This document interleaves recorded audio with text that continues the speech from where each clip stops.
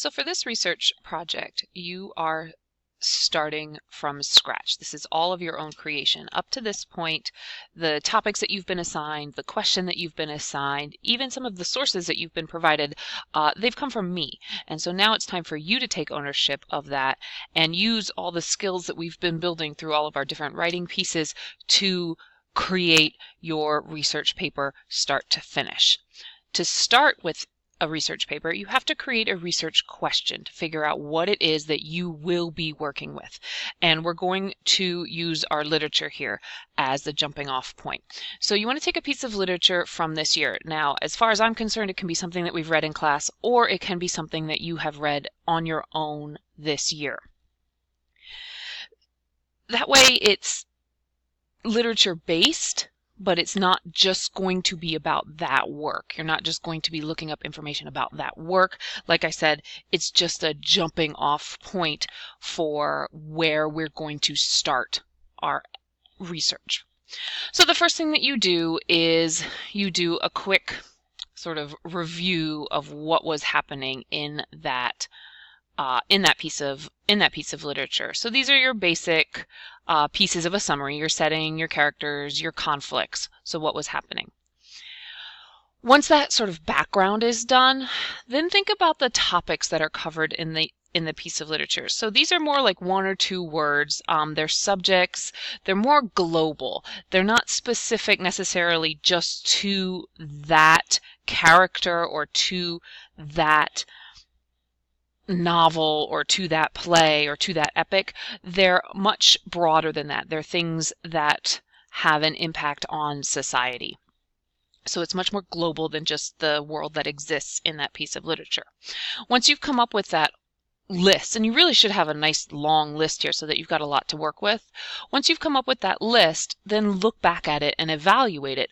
Of that long list, which are the ones that you feel are the most integral, the most important, the ones that are really driving all of these conflicts up here. Based on that, create a research question. What is it that you want to know about that topic? Why? How will that help you understand your piece of literature? Then, when you've answered all the questions on this page, flip it over. And so we're going to work by breaking down that research question into something a little bit more manageable. So here's your overall question. You take that from the circled question over here. And then what kinds of information do you need to know in order to answer that question? Again, you're just making a list here. Here's your question. Here's just a list of things related to that question. And then you turn that into what you might call sub-questions. And so by the time you're finished with both of these papers, you've figured out your research question. And you should see that your topic is related to this literature up here, but not about that literature. So that means that your search terms, when you begin your research, your search terms will include words from over here, but not the title or the author from over here. So let's take a look at an example.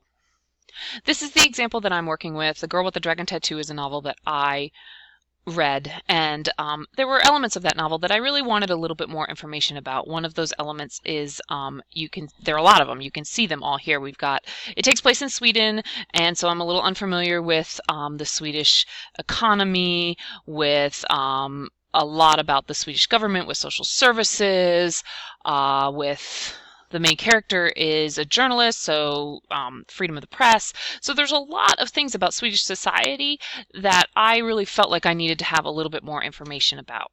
But the one that I felt I needed the most information about is this idea of social services and guardianship. For those of you who are either unfamiliar with the novel or unfamiliar with the movie, the main character is placed under guardianship even though she is an adult, and that basically means that she has no control over her own life. She can't manage her own finances, and she can't make her own decisions, legally make her own decisions. And I didn't understand how that could happen. How could that happen for an adult who is a fully functional adult? And so that really is where I wanted to begin my research. Okay, with the social services in Sweden and this idea about adult guardianship. So you can see right away that my research topic is related, but my Search terms are not going to include anything with the title or the author of the novel. So then I've broken this research question down into pieces, and these are the little pieces that I need. And again, I'm going to encourage you here to think creatively about your sources. Absolutely just go ahead and begin researching like you would traditionally do. But think a little bit outside the box. So if you're dealing with psychological issues, why don't you start by consulting your psych textbook? If you're dealing with sociological issues, talk to Miss Crawl. She teaches a sociology class. She might be able to give you some ideas of where to begin.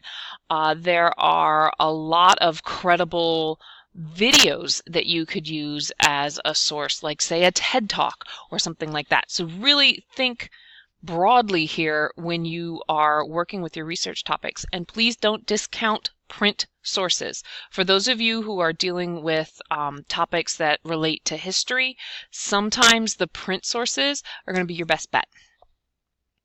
Okay, if you have watched this video all the way through, send me a note with the word sticky note on it, and I'll give you a bonus point.